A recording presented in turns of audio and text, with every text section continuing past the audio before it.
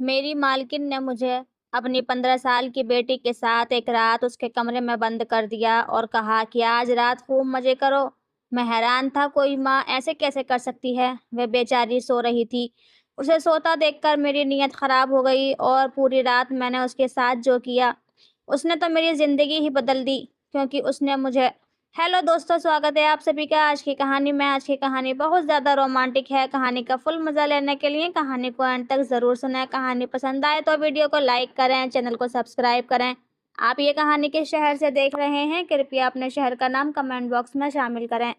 मेरा नाम आलम है। मैं बेरोज़गारी से बड़ा ही परेशान था। जगह-जगह नौकरी ढूँढकर थक चुका था। एक दिन मेरा एक इंटरव्यू था, लेकिन वहाँ भी मुझे नौकरी नहीं मिली। गर्मी बहुत तेज़ थी। जब मैं वहाँ से निकल रहा था तो सर उठाकर आसमान की तरफ देखा। धूप इतनी तेज़ थी कि आँखें खुल नहीं रही थीं। माथे से पसीना टपक रहा था। मैंने गहरी सांस ली और खुद से कहा, लगता है आज सूरज भी मेरी मेहनत का मजाक उड़ा रहा है। जिंदगी के धक्के तो पहले ही खा रहा था, अब गर्मी ने भी दिमाग खराब कर दिया था। मैंने अपने हाथ में पकड़ी हुई फाइल से खुद पर छांव करने की कोशिश की और पैदल ही आगे बढ़ने लगा। सड़क के किनारे तेज कदमों से चलता जा रहा था कि तभी एक दरख्त नजर आया। मैं उस पेड़ की छांव में आकर खड़ा हो गया। वहां थोड़ा सुकून मिला। बैग से पानी की बोतल निकाली, लेकिन वह भी खाली निकली। गला सूख रहा था और दूर दूर तक पानी का कोई इंतजाम नहीं दिख रहा था। लोग अपने काम में व्यस्त थे और मैं अकेला अपनी किस्मत से लड़ रहा था। प्यास ने हालत खराब कर दी थी। तभी मुझे ऐसा लगा जैसे कोई मेरे पास खड़ा है। किसी ने मेरी तरफ हाथ बढ़ाया। जब मैंने देखा तो वह एक हाथ था, गोरा, दूध जैसा सफेद, सोने की अंगूठी और चमकीली चूड़ियां पहने हुए। हाथ में एक ठंडे पानी की बोतल थी। मैंने नजर उठाई ऊपर तो चौंक गया। वह एक बेहद खूबसूरत औरत थी जिसने गुलाबी रंग का सूट पहन रखा था। उसकी उम्र करीब 40 साल रही होगी, लेकिन उसे देखकर कोई भी नहीं कह सकता था कि वो इतनी बड़ी होगी। उसका शरीर, उसकी त्वचा, उसकी आंखों की चमक व होठों की मुस्कुराहट, सब कुछ इतना परफेक्ट था जैसे किसी मॉडल की तस्वीर हो। उसने कहा, ये लो पानी पी लो। तुम्हें प्यास लग रही है ना? मैं काफी देर से देख रही हूँ, तुम बहुत परेशान लग रहे हो। मैंने चुपचाप बोतल ले ली और एक सांस में पूरा पानी खत्म कर दिया। वो बेहद अमीर लग रही थी, बड़ी सी गाड़ी में आई थी और उसका रहन सहन देखकर अंदाजा लगाया जा सकता था कि वह किसी बड़े घर से ताल्लुक रखती है। मैंने उसका शुक्रिया अदा किया और कहा, मैम, मैं यहाँ पास के एक ऑफिस में इंटरव्यू देने आया था, लेकिन नौकरी नहीं मिली। बहुत कोशिश कर चुका हूँ, लेकिन किस्मत साथ नहीं देती। मैंने फिर से उसे धन्यवाद दिया और घर की ओर तरफ चलने लगा। घर पर मेरी बीमार माँ और जवान बहन मेरा इंतजार कर रहे होंगे। सब्जी लानी थी, खाना बनाना था, घर की सारी जिम्मेदारी मेरे कंधों पर थी। पैसों की तंगी के कारण मैं ज्यादातर पैदल ही चलने की कोशिश करता था। मैं वहां से निकल ही रहा था कि मुझे महसूस हुआ कि कोई मेरा पीछा कर रहा है। जब पीछे मुड़कर देखा तो वही गुलाबी सूट वाली औरत थी। वह मुस्कुरा रही थी और मेरी तरफ देख रही थी। मैं हैरान रह गया। मैंने सोचा शायद उसका भी घर इसी रास्ते पर होगा, लेकिन वह पैदल क्यों आ रही थी? यही सोचते हुए मैं आगे बढ़ रहा था। तभी वह औरत मेरे बराबर आकर मेरे कदम से कदम मिलाकर चलने लगी। एक सेकंड के लिए मैं रुक गया तो वह भी रुक गई और स्टाइल बनाकर खड़ी हो गई। उसकी हरकतें मुझे बहुत अजीब लग रही थी। मुझे तो वह कोई मेंटल सी लग रही थी, लेकिन सवाल यह था कि इतनी खूबसूरत औरत मेरा पीछा क्यों कर रही थी? फिलहाल मेरी खुददारी बीच में आ गई थी और मैं उसकी चालाकी को अच्छे से समझता था। मैंने घूर कर उसकी तरफ देखा और कहा, बात क्या है मैडम? आप मेरा पीछा क्यों कर रही हैं? मैंने तो आपको शुक्रिया भी कह दिया था, अब क्या पानी के पैसे भी देने पड़ेंगे? मेरी बात सुनकर वह मुस्कुरा दी। उस वक्त उसने अपने पास से एक एनवेलप निकाला और मेरे हाथ पर रख दिया। मैं हैरान रह गया, आखिर इसमें क्या हो सकता है? क्यों ये औरत मुझे दे रही है? जब मैंने लिफाफा खोला तो मुझे झटका लगा। उसमें बहुत सारे नोट थे, इतनी बड़ी रकम कि मैं उन्हें गिन भी नहीं सकता था, लेकिन अंदाजा हो गया था कि यह रकम लाखों में थी। मेरे तो हाथ कांपने लगे। इधर मेरी जेब में सिर्फ कुछ सिक्के थे और उधर ये लाखों मेरे सामने रखे थे। वे बोली, ये पैसे तुम्हारे हो सकते हैं, मैं इन्हें तुम्हें दे सकती हूँ। क्या तुम इन रुपयों के मालिक बनना चाहोगे? उसकी बात सुनकर मैं हैरान रह गया। आखिर किस काम के लिए वे मुझे लाखों रुपए दे रही थी? मैंने पूछा, मैडम, आप मुझे ये 10 लाख क्यों देना चाहती हैं? हम तो एक दूसरे को जानते तक नहीं हैं, ना कोई पहचान, ना कोई मैंने आपके लिए कोई काम किया है। फिर आप मुझे इतनी बड़ी रकम क्यों दे रही हैं? क्या आप मुझे बेवकूफ़ बना रही हैं? वो औरत मेरी आंखों में आंखें डालकर बोली, मैं तुम्हें कुछ बताना चाहती हूँ, लेकिन यहाँ नहीं, चलो किसी जगह बैठकर तसल्ली से बात करते हैं। वो मेरे आगे चल रही थी। और मैं उसके पीछे पीछे मेरे दिल में एक अजीब सी खुशी थी। आखिर 10 लाख रुपए कोई छोटी रकम नहीं होती, खासकर मेरे जैसे इंसान के लिए। ये पैसे जिंदगी बदलने वाले थे। पैसे इतने से मैं अपना खुद का कोई काम शुरू कर सकता था। मेरे दिमाग में हजारों ख्याल चलने लगे। वह औरत मुझे लेकर एक बड़े से होटल में पहुंची। अंदर आने के बाद हम दोनों एक कोने में बैठ गए। उसने वेटर से कॉफी मंगवाई। थोड़ी देर में उसके पास किसी का फोन आया और वह बात करने के लिए उठकर चली गई। मैं चारों तरफ होटल को देख रहा था। बहुत बड़ा और शाही होटल था। यहाँ सिर्फ अमीर लोग आते होंगे। मैं तो कभी इसके पास से भी नहीं गुजरा था। थोड़ी देर के बाद वह औरत वापस आ गई और अपनी कुर्सी पर बैठ गई। कॉफी भी आ चुकी थी। उसने कहा, कॉफी पियो, बातें करते हैं। मैं मन ही मन सोच रहा था कि न जाने ये औरत मुझसे क्या कहने वाली है। वो मोबाइल में कुछ कह रही थी जिसे देखकर मैं थोड़ा घबरा गया। मुझे डर था कि कहीं वो मुझे ऐसा काम न कह दे जिसे मैं नहीं कर सकता। मैं एक ईमानदार इंसान हूँ, हमेशा सादगी से जिंदगी बिताई है। कोई गैरकानूनी या गलत काम करके फंसाना नहीं चाहता था। थोड़ी देर के बाद उसने मोबाइल साइड में रख दिया। मेरी कॉफी खत्म हो चुकी थी। फिर उसने जो बात कही उसे सुनकर मेरे होश उड़ गए। वो बोली, तुम्हें मेरी बेटी के साथ एक रात गुजारनी होगी। मेरी बेटी वो लड़कों में बहुत दिलचस्पी है। यकीन मानो, वो तुम्हारे जैसे जवान लड़कों के लिए तो पागल हुई फिरती है। कल उसका बर्थडे है और मैं चाहती हूँ कि उसे कोई खास गिफ्ट मिले। मैं उसे गिफ्ट करना चाहती हूँ। उसकी बात सुनकर मैं अंदर तक हिल गया। मैंने तो कभी सोचा भी नहीं था कि कोई माँ अपनी ही बेटी के लिए ऐसा सोच सकती है। वो अपनी बेटी की रात सजाने के लिए मुझे इस्तेमाल करना चाहती थी। मैं शर्म से सिर उठा, मेरे कान जैसे सुन्न हो गए थे। मैंने फौरन कहा, माफ़ कीजिए मैडम, मैं ऐसा लड़का नहीं हूँ। भले ही मैं बेरोजगार हूँ, गरीब हूँ, लेकिन मेरी सोच और इज्जत मेरी सबसे बड़ी पूंजी है। मैं कभी भी ऐसा घिनौना काम नहीं कर सकता। इतना कहकर मैं उठकर जाने ही वाला था कि उसने फिर वही 10 लाख वाला लिफाफा मेरे सामने रख दिया। वह पैसों को मेरी आंखों के सामने हिला रही थी। उसकी इस हरकत ने मुझे मजबूर कर दिया था। मैं भी तो अपनी जिंदगी को संवारना चाहता था। मुझे दूर दूर तक कोई उम्मीद नहीं दिख रही थी। ये एक गोल्डन मौका था जिसे अपनाकर शायद मेरी किस्मत बदल सकती थी।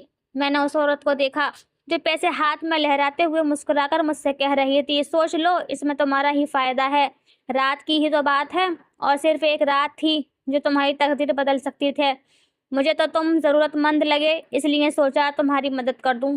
वरना मेरी बेटी वो लड़कों की कोई कमी नहीं है।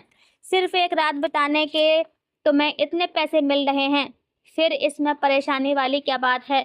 या फिर तुम इस काबिल ही नहीं हो कि किसी लड़की के साथ एक रात बिता सको? ये कहकर वह खामोश हो गई और मुस्कुराने लगी, जबकि मैं बहुत शर्मिंदा हो गया था। मैं सोच रहा था, क्या करूं क्या नहीं।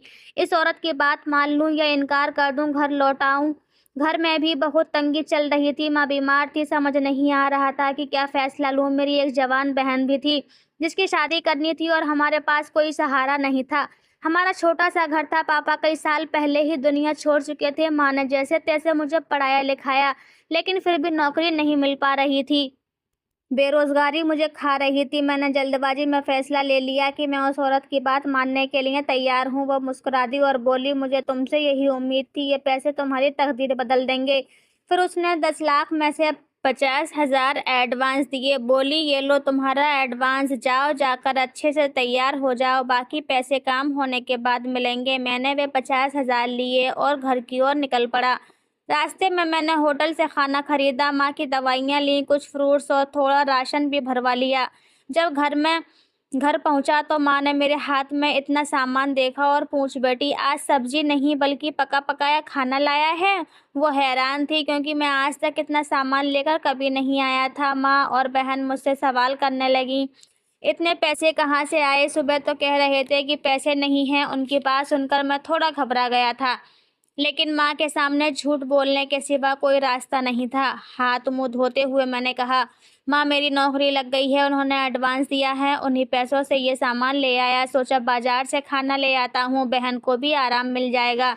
बहन बहुत खुश हो गई क्योंकि वह हमेशा घर के कामों में लगी रहती थी। आज पहली बार उसे खाना बनाने की छुट्टी मिली थी। माँ मेरी नौकरी की बात सुनकर बहुत खुश हो गई और कहने लगी, ऊपर वाला तुझे कामयाबी दे बेटा। अगर सब कुछ इसी तरह चलता रहा तो घर के हालात बदल जाएंगे। बहन ने मेरे लिए खाना लगाया। हम तीनों साथ बैठे और खाना खाया, लेकिन मेरा मन अब भी उस औरत की बातों में उलझा हुआ था। वह लड़की, वो रात, वह 10 लाख, क्या ये सब सच था या कोई जाल? जो भी था इसका सच तो कल ही खुलने वाला था। अगले दिन तय वक्त पर मैं तैयार हुआ और घर से निकलने ही वाला था कि माँ ने पूछा, बेटा इतनी तैयारी में कहाँ जा रहे हो? मैंने कहा, माँ कल बताया था ना मेरी नौकरी लग गई है, वहीं जा रहा हूँ। आप ऊपर वाले से दुआ कीजिए कि आपका बेटा कामयाब हो जाए। माँ की आंखों में उम्मीद थी और चेहरे से खुशी दमक रही थी। माँ मैं घर से निकल पड़ा, एक रिक्शा पकड़ा और उस औरत के बताए पते पर पहुंच गया। जब मैं वहां पहुंचा तो सामने जो देखा वो देखकर मेरी आंखें फटी के फटी रह गईं। मैंने दोबारा पते को देखा, फिर उस जगह को। ये कोई घर नहीं, एक महल था। इतना शानदार और भव्य घर मैंने आज तक कभी नहीं देखा था। मैं सोच में पड़ गया था कि इतनी अमीर औरत ऐसा काम कैसे कर सकती है। मैं उसके दरवाजे पर खड़ा होकर दिए हुए नंबर पर कॉल करने लगा। उसने फ़ोन उठाया और कहा, तुम? मैंने बताया कि मैडम मैं आपके घर के बाहर हूँ। उसने कहा, बाहर क्यों खड़े हो, जल्दी अंदर आओ, मैं तुम्हारा बहुत देर से इंतजार कर रही हूँ। मैं डरते हुए उस घर के अंदर गया। ऐसा घर तो मैंने फिल्मों में ही देखा था, आज पहली बार किसी इतने आलीशान घर के भीतर कदम रखा था। जैसे ही मैं अंदर पहुंचा वह औरत तैयार होकर मेरे सामने खड़ी थी। मैंने धीरे से कहा, मैडम मैं कोई ऐसा वैसा लड़का नहीं हूँ, मैं मजबूर ज़रूर हूँ लेकिन ये काम मजबूरी में ही करने आया हूँ। वो मुझे देखकर हंसने लगी और कहने लगी, मैं तो तुम्हारी नीयत देखना चाहती थी। मुझे लग रहा था कि तुम मेरा काम ढंग से नहीं करोगे, लेकिन अगर तुमने मेरा काम ठीक तरीके से किया तो मैं तुम्हें पैसे नहीं दूंगी। अगर तुम्हें ये पैसे लेने हैं तो तुम्हें मेरा कहने के मुताबिक काम करना होगा। उसने मुझसे कहा, अच्छा चलो ठीक है, तुम बैठ जाओ। फिर उसने नौकरानी को आवाज़ लगाई और कहा, मेहमान आए हैं, इनके लिए चाय बनाओ। मैं जितना हैरान हो रहा था मेरे लिए उतना ही कम था। मैं बहुत ज़्यादा परेशान था, मगर वह औरत कहने लगी, तुम्हें यहाँ किसी काम के लिए बुलाया गया है। वह काम तुम्हें रात को शुरू करना है, तब तक तुम्हें यहाँ रहकर समय बिताना होगा। मैंने उस घर में बैठे बैठे सारा दिन गुजार दिया। बार बार खाने पीने का कुछ न कुछ दिया जा रहा था। जब रात हो गई वह औरत मेरे पास आई और कहने लगी, तुम्हारा इंतज़ार अब ख़त्म हुआ, अब तुम्हें मेरी बेटी के कमरे में जाना होगा। मेरी बेटी तुम्हारा इंतज़ार कर रही है। मेरे दिल की धड़कनें तेज़ हो चुकी थी। अगर उसकी माँ इतनी खूबसूरत है तो उसकी बेटी भी उतनी ही सुंदर होगी। और जब उसकी माँ खुद मुझे उसकी बेटी के कमरे में भेज रही थी तो फिर मैं उस काम को मना क्यों करूं। मैं सीढ़ियाँ चढ़ते हुए उस लड़की के कमरे के बाहर आ गया। उसकी माँ ने खुद ही कमरा खोला। मेरा दिल जोर जोर से धड़क रहा था। मैंने जैसे ही कमरे के अंदर कदम रखा, सामने का नज़ारा मेरे होश उड़ा देने वाला था। कमरे को इस तरह सजाया गया था जैसे आज मेरी सुहागरात हो। एक लड़की बेड पर लेटी हुई थी। वह लड़की बहुत ज़्यादा खूबसूरत थी। इतनी सुंदर लड़की मैंने आज तक नहीं देखी थी, लेकिन एक अजीब बात थी, वह लड़की सो क्यों रही थी या फिर बेहोश थी। मैंने उसे देखकर उसकी माँ से सवाल किया, ये लड़की सो रही है? वह औरत धीरे से कहने लगी, क्योंकि ये बेहोश है और मैंने इसे बेहोशी किया है। तुम्हें जो कहा गया है सिर्फ तुम वही करो। जब काम पूरा हो जाए तो मुझसे पैसे ले लेना। और औरत मेरे कंधे पर हाथ मारकर चली गई और बाहर से कमरा लॉक कर गई। मैं धीरे धीरे उस लड़की के करीब जाकर खड़ा हो गया। वह इतनी ज़्यादा खूबसूरत थी कि मेरी नज़रें हट ही नहीं रही थीं। मैं खुद पर काबू रखने की कोशिश कर रहा था। फिर जिस काम के लिए मुझे पैसे मिल रहे थे मैंने उस पर ध्यान देना शुरू कर दिया। कमरे में मुझे लगभग 2 घंटे हो चुके थे और वह लड़की मेरा चैन चुरा चुकी थी। मैंने कमरे की खिड़की से बाहर देखा तो उसकी माँ टहल रही थी, शायद मेरा इंतज़ार कर रही थी। मैंने अपनी शर्ट के बटन लगाए और सीढ़ियाँ उतरकर नीचे आ गया। उसकी माँ के पास जाकर खड़ा हो गया। वह मेरी ओर घूरती हुई देखने लगी। मैंने चेहरे पर मुस्कुराहट लाकर कहा, मैडम आपका काम हो चुका है। यह सुनकर उसके चेहरे पर मुस्कान आ गई। वो कहने लगी, मेरी बेटी जागी तो नहीं? उसने कोई रिएक्शन तो नहीं दिया, परेशान तो नहीं किया? मैंने साफ साफ शब्दों में कहा, नहीं, वो बेचारी तो बेहोश है और मैं अपना काम पूरा कर चुका हूँ। ये सुनकर उसने खुशी से अपने पास से 10 लाख निकाले और मेरे हाथ पर रख दिए। वह कहने लगी, जाओ, अब दोबारा मुझे कहीं नजर मत आना। तुम्हारा काम पूरा हो गया है और ध्यान रखना, इस बारे में किसी को भी बताने की जरूरत नहीं है, वरना तुम जानते हो कि मैं तुम्हारा क्या हाल कर सकती हूँ और इस काम में तुम पर भी इल्ज़ाम आएगा। मैं उसकी हर बात सुनकर वहाँ से निकल आया। बैठे बिठाए मुझे 10 लाख मिल गए थे। मेरे लिए ये बहुत खुशी की बात थी। माँ को बहाना बनाकर बता दिया कि ऑफिस से पहले ही दिन बॉस ने मेरे काम से खुश होकर इतने पैसे दिए हैं। अब तो मेरा काम दिन ब दिन बढ़ता चला जाएगा और हमारी ज़िंदगी से गरीबी हमेशा के लिए चली जाएगी। माँ मेरी खुशियों को देखकर कुछ सोच में पड़ गई थी। रात हुई तो कि उस औरत की फिर से कॉल आ गई। कॉल करते ही कहने लगी, मैं तुमसे बहुत खुश हूँ, तुमने मेरे दिल की तमन्ना पूरी कर दी। मुझे नहीं लग रहा था कि तुम मेरा काम इस तरह से करोगे, तुम्हारा काम बहुत पसंद आया। अगर तुम्हें और पैसों की ज़रूरत हो तो बता देना, मैं भिजवा दूँगी। वो कहती रही, जिस हाल में मेरी बेटी है वह तुम नहीं जानते, तुमने मेरा काम बहुत आसान कर दिया। उसकी बातें सुनकर मैंने फ़ोन काट दिया। मैंने मोबाइल निकाला और उस पर एक वीडियो चलाने लगा। क्या कमाल की वीडियो थी जो मैंने उस औरत के घर में रिकॉर्ड की थी।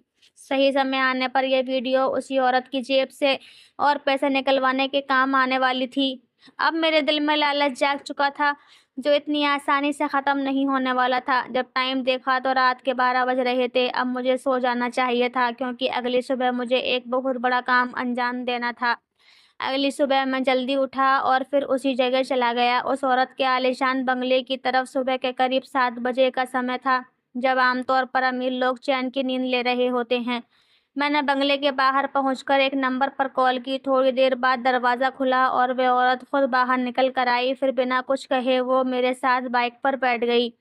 यह बाइक भी मेरी नहीं थी, मैंने अपने एक दोस्त से कुछ देकर उधार ली थी, क्योंकि मुझे सीधे कोर्ट जाना था। आज मैं उसी लड़की से कोर्ट मैरिज करने वाला था। जैसे ही हम कोर्ट के बाहर पहुंचे और मैंने उस लड़की की ओर देखा, तो वह अपना चेहरा झुकाकर खड़ी थी। उसका नाम कामना था।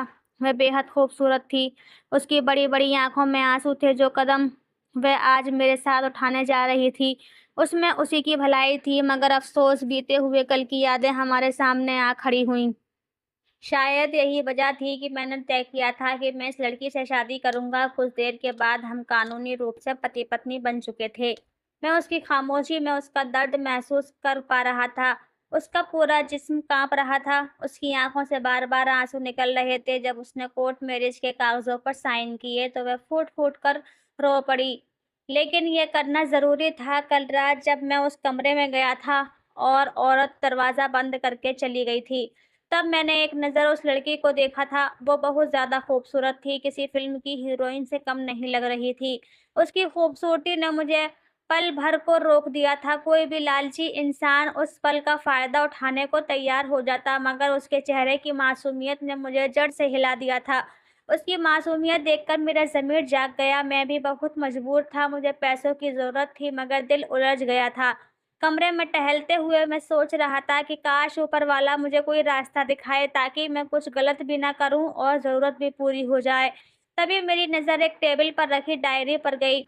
वे बेहद सुंदर थी, जैसे किसी ने बहुत प्यार से सजाई हो। शायद उस लड़की ने ही बनाई थी। मैंने डायरी खोली और पढ़ने लगा। उसमें उस लड़की की ज़िंदगी की कहानी लिखी थी। लिखा था, ये औरत मेरी सौतेली माँ है, जिसने सबको यकीन दिला दिया है कि मैं पागल हूँ। वह मुझे घर से निकालना चाहती है, ताकि मेरी जायदाद पर कब्जा कर सके। आगे लिखा था, मेरे पापा अब मुझसे दूर हो गए हैं। उन्हें लगता है मैं सच में पागल हूँ, मगर मैं ठीक हूँ। मैं अब ये सब और नहीं सह सकती। अगर इस औरत ने दोबारा मुझे मेरे पापा की नज़रों में गिराया, तो मैं खुदकुशी कर लूँगी। उस डायरी को पढ़कर मेरा दिल काँप गया। उस लड़की ने जो कुछ भी लिखा था, उसमें दर्द इतना गहरा था। वह बचपन से ही परेशान थी। मुझे उस पर बहुत तरस आया। उसकी सौतेली माँ, जिसने मुझे काम पर बुलाया था, बस यही चाहती थी कि मैं उस लड़की के साथ रात बिताऊं, ताकि उसका चरित्र मिट्टी में मिल जाए और उसका बाप उसे अपनी जायदाद से निकाल दे। हालांकि मैं उस औरत के कहने पर तैयार हो गया था, लेकिन मेरी आत्मा गवाही नहीं दे रही थी। वो लड़की बेहोश थी। उसकी माँ ने जानबूझकर उसे नशा देकर सुला दिया था, ताकि जब होश आए तो वह खुद को अपमानित महसूस करे। पर मैं इंसान था, हैवान नहीं। मैंने तय किया कि मैं उस लड़की के साथ कुछ भी गलत नहीं करूँगा। मैं कई बार उसे जगाने की कोशिश करता रहा। काफ़ी देर तक कोशिश करने के बाद आखिरकार उसकी आँखें खुलीं। जैसे ही उसने कमरे के चारों तरफ देखा और फिर मुझे देखा, तो वह घबरा गई और रोने लगी। वह बोली, तुम कौन हो और मेरे कमरे में क्या कर रहे हो? वह मुझसे दूर हट गई। उसकी आवाज़ भी उतनी ही मासूम थी जितनी वह खुद। मैं उसे शांत करते हुए बोला, डरने की ज़रूरत नहीं है। मैं तुम्हें सब कुछ बताता हूँ।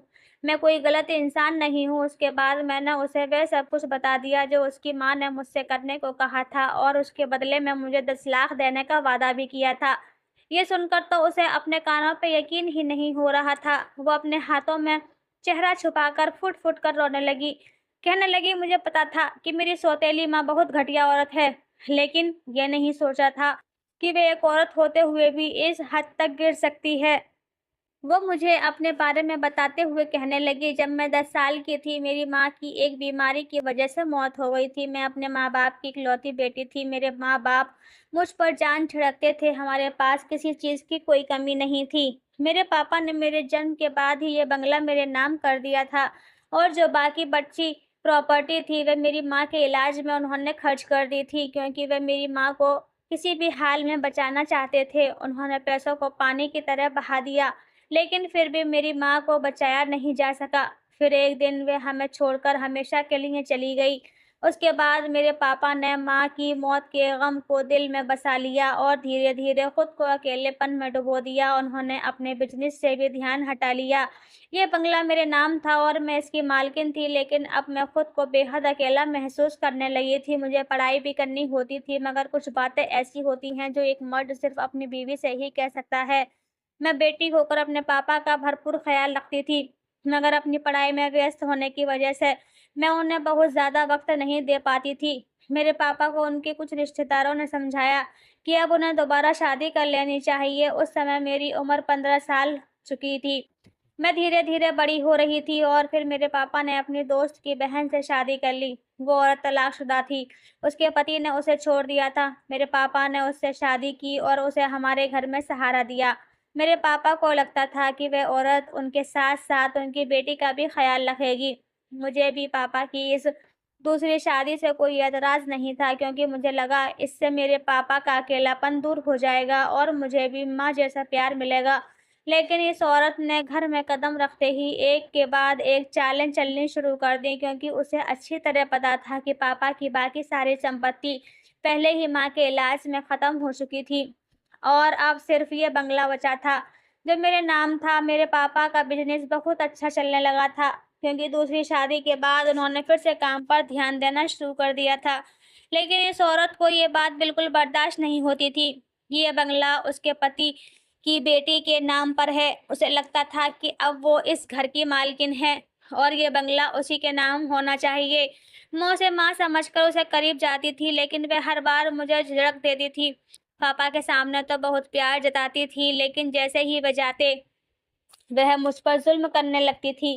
कभी मुझे खाना नहीं देती थी, कभी ताने मारती थी। मैं बहुत ज़्यादा परेशान रहने लगी थी। धीरे-धीरे उस औरत ने मुझ पर झूठे इल्ज़ाम लगाने शुरू किए और पापा को मेरे खिलाफ़ कर दिया। कई बार पापा मेरी बात सुनते थे, लेकिन कई बार वो उस औरत की बातों में आकर मुझ पर हाथ भी उठा देते थे। उसने पापा को मेरी ऐसी-ऐसी हरकतों के बारे में बताया कि पापा ने भी मुझे पागल समझना शुरू कर दिया और मुझे इस कमरे में बंद करवा दिया गया। मैं पिछले 7-8 सालों से इसी कमरे में बंद हूँ।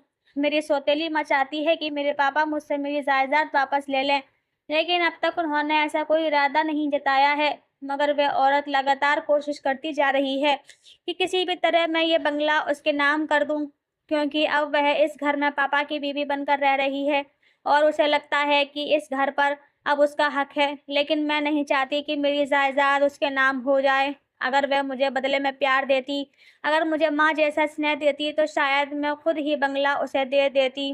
लेकिन वह मुझे सिर्फ़ इस घर से निकालना चाहती है। मुझे पता है अगर मैंने इस बंगले को उसके नाम कर दिया तो वह मेरा सब कुछ छीन लेगी और मुझे पूरी तरह ख़त्म कर देगी। वह मेरी ज़िंदगी पहले ही नरक बना चुकी है। उसने मुझे पागल साबित कर दिया है, पापा को मेरे खिलाफ़ कर दिया है और अब तो मैं अपने कमरे से बाहर भी नहीं निकल सकती। शायद इसीलिए उसने ये चाल चली कि तुम्हें मेरे कमरे में एक रात के लिए भेज दे, ताकि किसी तरह की फुटेज मिल जाए। यकीन मानो इस कमरे में ज़रूर कैमरे लगे होंगे और सुबह होते ही वो सारी रिकॉर्डिंग पापा को दिखाएगी और इस बार पापा मुझे अपनी जायदाद से बेदखल करके हमेशा के लिए इस घर से बाहर निकाल देंगे और फिर वो औरत इस बंगले की अकेली मालकिन बन जाएगी। ये सब बताते हुए कामना फूट-फूट कर रो रही थी।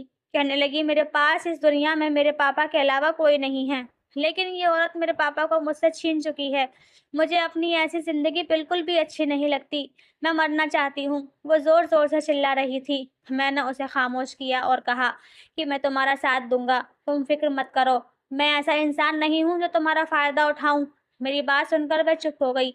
मैंने कहा, कि तुम्हारी डायरी पढ़ चुका हूँ। मुझे तुम्हारी बीती ज़िंदगी की सच्चाई का एहसास हो चुका है। वह कहने लगी, तुम मेरी कैसे मदद करोगे? मैंने कहा, मैं तुमसे शादी करूँगा। मुझे तुम्हारी जायदाद से कोई मतलब नहीं है। फिर मैंने उसे अपना पूरा प्लान बताया और शर्ट के बटन लगाता हुआ नीचे उतर आया। मैंने उसके पैसे लिए और वहाँ से निकल गया। अगले दिन हमारे प्लान के मुताबिक कामना ने अपनी माँ को रोते हुए बताया कि उसकी इज्जत खराब हो चुकी है। तभी तो उस औरत ने मुझे कॉल करके कहा था कि तुमने बहुत अच्छे तरीके से काम किया है। मैं कामना को अपने साथ ले आई और हमने कोर्ट मैरिज कर ली। उस वक्त कामना के पापा 2 दिन के लिए अमेरिका गए हुए थे। जब वे 2 दिन के बाद घर लौटे तो कामना की माँ ने उन्हें बताया कि तुम्हारी बेटी ने किसी लड़के से के साथ मुंह काला कर लिया है, अब इसे घर से धक्के मारकर निकाल दो। उसने कामना के कमरे में लगे कैमरे की रिकॉर्डिंग भी दिखानी चाहिए, लेकिन वह रिकॉर्डिंग नष्ट हो चुकी थी क्योंकि मैंने पहले ही कैमरे की वायर काट दी थी। कामना मुझे पहले ही बता चुकी थी कि उसके कमरे में ज़रूर कैमरे होंगे और उसके कहने के अनुसार जब मैंने कमरे की जाँच की तो वहाँ कैमरा वाक़ई में मौजूद था। उसकी माँ सबूत इकट्ठा करना चाहती थी, लेकिन मेरे पास भी एक ऐसा सबूत था जिसने कामना की सौतेली माँ को बर्बाद कर दिया। कामना के पापा के घर लौटने से पहले ही मैंने उनकी पत्नी की कॉल रिकॉर्डिंग उन्हें भेज दी थी, जिसमें उसने मुझसे कहा था कि तुमने मेरी बेटी के साथ बहुत अच्छा किया। मैं चाहती थी उसकी ज़िंदगी बर्बाद हो जाए और अब वह फूट-फूट कर रो रही है। अगर तुम्हें और पैसों की ज़रूरत हो तो बता देना। मैंने ये सारी बात मोबाइल में रिकॉर्ड कर ली थी और वही रिकॉर्डिंग कामना के पापा को भेज दी थी। उन्होंने बेटी पर हाथ उठाने के बजाय अपनी बीवी को थप्पड़ जड़ दिया। कामना की माँ को उम्मीद नहीं थी कि अपने ही बिछाए जाल में वह खुद फंस जाएगी। कामना ने भी सब कुछ सच-सच बता दिया और कहा कि वह मुझसे शादी कर चुकी है। मैं भी मौके पर पहुंचा और सारी सच्चाई बयान कर दी।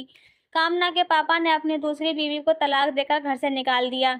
अब कामना की सौतेली माँ दर-दर की ठोकरें खा रही है और कामना के पापा ने मेरी और कामना की शादी धूमधाम से कर दी है। हाँ, मैंने मन में एक बार लालच आया था, लेकिन मैं किसी औरत की इज़्ज़त से खिलवाड़ नहीं कर सकता। मेरी ईमानदारी देखकर उन्होंने कहा कि तुम्हें चोरी-छिपे शादी करने की क्या ज़रूरत थी? मैं तो खुशी-खुशी अपनी बेटी की शादी तुमसे करवा देता और यही हुआ। उन्होंने बड़े प्यार से हमारी शादी करवा दी। मेरी माँ और बहन को भी कोई एतराज़ नहीं था क्योंकि कामना खूबसूरत होने के साथ-साथ एक ख़ानदानी और अमीर बाप की बेटी थी। मेरी शादीशुदा ज़िंदगी कामना के साथ बहुत खुशहाल है और मैं उससे बेहद मोहब्बत करता हूँ। दोस्तों, अक्सर सौतेली माँ के आ जाने के बाद बच्चों की ज़िंदगी बर्बाद हो जाती है।